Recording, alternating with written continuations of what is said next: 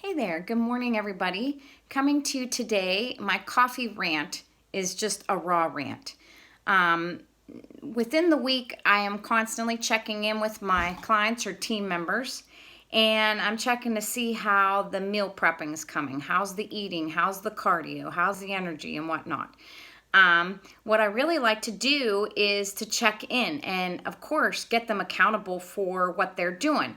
If you're trying to succeed at weight loss and getting healthy and feeling good, you constantly need to plug away. You can't neglect it.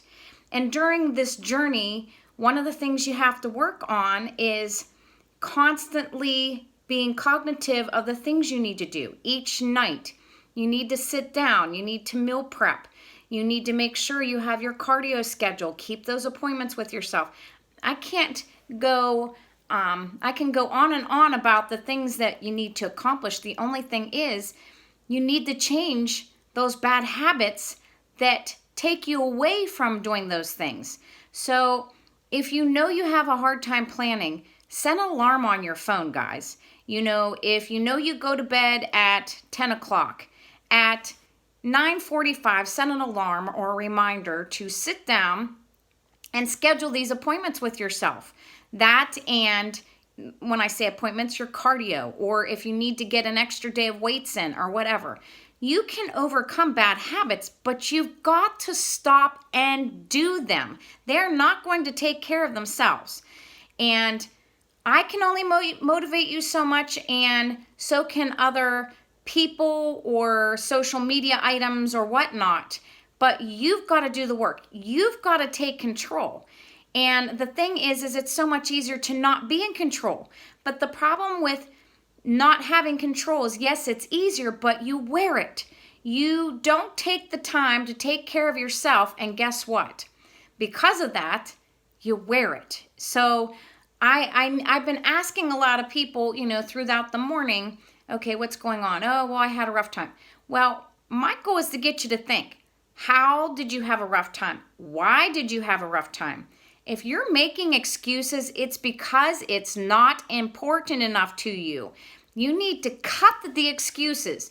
There shouldn't be any, oh, well, I have this, and that going on. I've had a lot of things going on in my life as well. And the one thing that I have not stopped is taking care of my meal preps. I know what I'm having each day and getting my workouts in. I'm going to tell you, it keeps you sane. If I did not get them in, it would add to the stress. Does everybody get that? If you don't take care of yourself and you start letting that weight go, you're adding more stress to your life.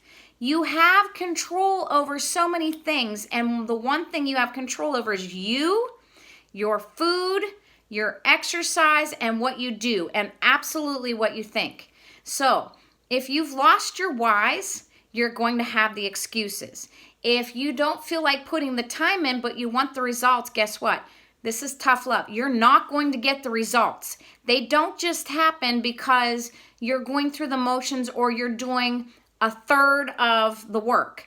When I teach each and every one of you. One, nutrition is 90%.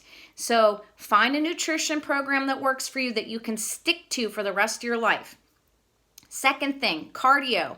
You need at least 3 days, 30 minutes in there. If you can't do like a high intensity, need to do low intensity because of bad knees, backs, or shoulders, or you don't have equipment, then walk for 7 days for 1 hour. Third thing is weight training. 3 days minimally, okay? If you're not getting those 3 things in, that's because you're not planning. That's because it's not important to you. That's because you're letting other stuff take in. You cannot do one piece of that pie or 2 pieces of that pie. If you want it to work and you want to see how that recipe turns out, you've got to combine all the ingredients and see what happens. If you starve yourself, you're not going to lose weight if you're working out and you're burning all these calories. Taking yourself in such a big deficit when you're exercise-induced deficit and on top of that calorically, it's a double-edged sword.